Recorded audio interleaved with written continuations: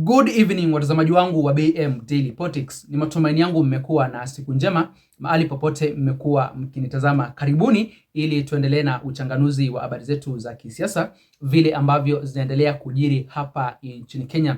Na watazamaji, huu mwaka wa 2026 mwezi wa pili kuna uchaguzi mwingine mdogo ambao umepangwa na Tume Huru ya Uchaguzi na Mipaka hapa nchini Kenya kufanyika maeneo tofauti. Najua watazamaji wangu mnajiuliza huu ni uchaguzi mwingine wa nini? Lakini kama vile ambavyo mnakumbuka watazamaji wangu, katika ule uchaguzi mdogo ambao ulifanyika mwezi wa 11 tarehe 27 mwaka wa 2025, kuna baadhi ya maeneo ambayo yaliachwa bila nafasi, kwa sababu katika huo uchaguzi mdogo kuna baadhi ya viongozi ambao walikuwa wamejiuzulu ili wanganganie nafasi kubwa zaidi. Na sasa baada ya huo uchaguzi mdogo watazamaji wangu, kuna nafasi ambazo ziliachwa bila viongozi. Kwa mfano kule Mbeere North watazamaji wangu, kuna baadhi ya nafasi za ma MCA ambazo zinahitajika kujazwa kabla ya mwaka wa 2027. Pia vile vile kuna maeneo ambayo hayana wabunge sasa hivi, na kwa hivyo Tume Huru ya Uchaguzi na Mipaka imepanga tena mwezi wa pili mwaka 2026 kutakuwa kunafanyika by elections zingine. Lakini watazamaji wangu, kama kuna chama ambacho kinazidi kupata umaarufu na kumpatia William Samoei Ruto kipindi kigumu ni chama cha DCP. Chama ambacho kilizinduliwa chini ya miezi misita kiliweza kupata nafasi kadhaa katika uchaguzi mdogo ambao ulifanyika hapa nchini Kenya mwaka uliopita. Na kama sio ghasia na fujo ambazo zilisababishwa na serikali ya Kenya Kwanza na baadhi ya viongozi wa UDA, DCP watazamaji wangu, tunapozungumza leo hii ingekuwa na wabunge hapa nchini Kenya.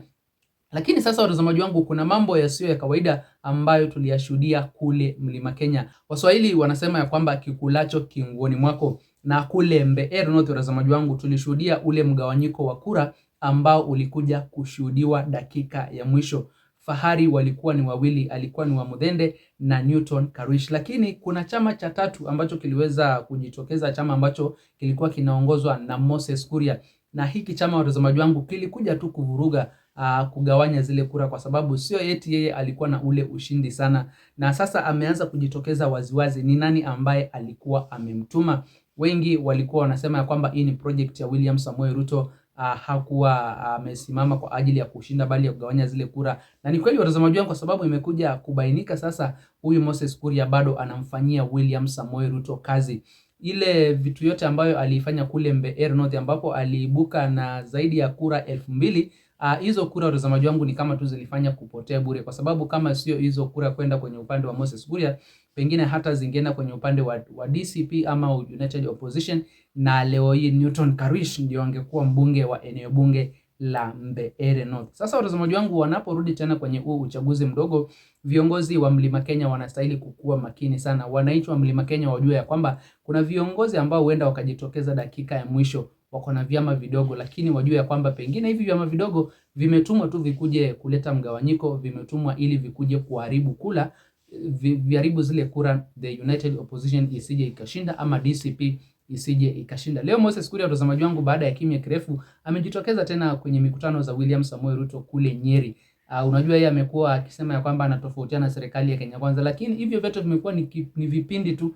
Dakika ya mwisho ndio huyu tena ameingia kwenye msafara wa William Samoei Ruto, kumaanisha bado yupo ndani ya hii serikali ya Kenya Kwanza. Hata kama alijuzuru, kuna mambo ambayo tu anaendelea kuyafanyia William Samoei Ruto. Kwa mfano huko Mbeere North watazamaji wangu, yeye tu alileta pale kuleta mgawanyiko ili the United Opposition isiweze kushinda. Nataka nikupatie fursa mtazamaji wangu aweze kusikiza ujumbe kutoka kwa Moses Kuria akizungumza siku leo kule Nyeri, ambako alipata nafasi ya kujiunga na msafara wa William Samoei Ruto. Kabla ya kuwekea video mtazamaji wangu, na kuomba ujiunge nami hapa BM Daily Politics kwa kusubscribe na pia uweze kulike, kushare na comment, ndipo ujumbe ama habari zetu ziweze kuwa recommended kwa watazamaji wengi zaidi. Okoka.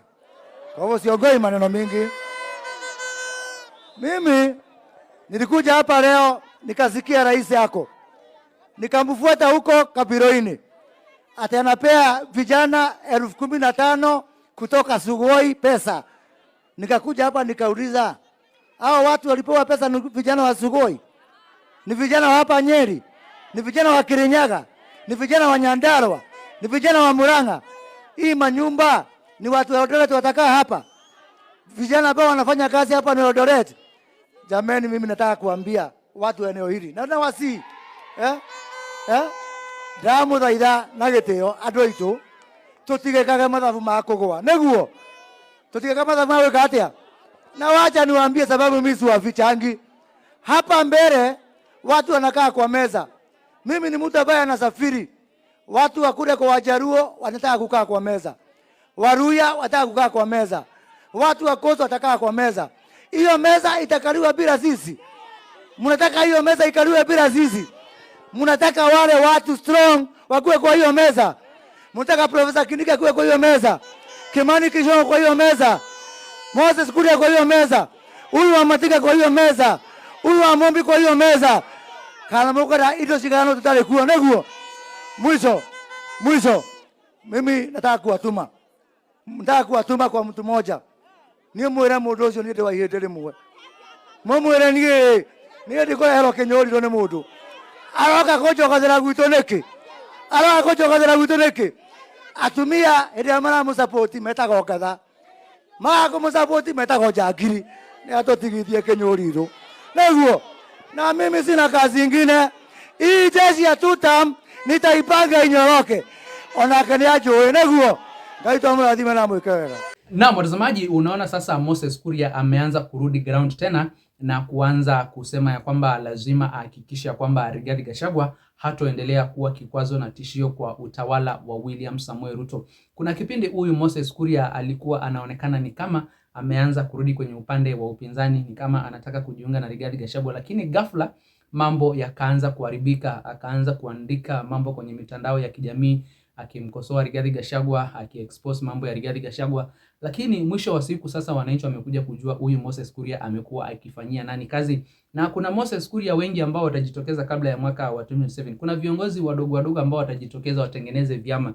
Lakini sasa wananchi wanastahili kukaa makini. Wamejionea ni mambo gani ambayo yatafanyika pale mwaka wa 2027. Kwa mfano, kuna huyu mwingine ameweza kujiuzulu hapo jana State House, ambaye inasemekana ya kwamba amejiuzulu ili aingie kwenye ulingo wa kisiasa agombanie kiti cha urais pale mwaka wa 2027. Hizi zote watazamaji wangu ni project za William Samoei Ruto, na dakika ya mwisho nia yao ni kuja kugawanya kura, na wananchi wasipokuwa makini watajipata ya kwamba wameshindwa kama tu vile ambavyo walishindwa kwenye uchaguzi mdogo wa mwaka uliopita. Sasa kwenye uchaguzi mwingine mdogo ambao unakuja, watazamaji wangu, ni jukumu la wananchi wajue ni wapi ambapo watapeleka kura zao. Lakini huu mpira wote uko kwenye upande wa IEBC. Je, ni ya kuaminika tena kuendesha uchaguzi ambao ni wa haki na usawa baada ya kushuhudia zile ghasia na fujo ambazo tuliziona kwenye huo uchaguzi mdogo? Licha na hizo ghasia na fujo zote ambazo zilishuhudiwa kwenye baadhi ya vituo vya kupiga kura, UDA ilikuja kuibuka washindi. Hii ina maana ya kwamba serikali ya Kenya Kwanza na UDA ni kama wako kitu kimoja pamoja na IEBC. Na kwa hapo watazamaji wangu, lakini hebu niacheni maoni yenu hapo kwenye eneo la comment section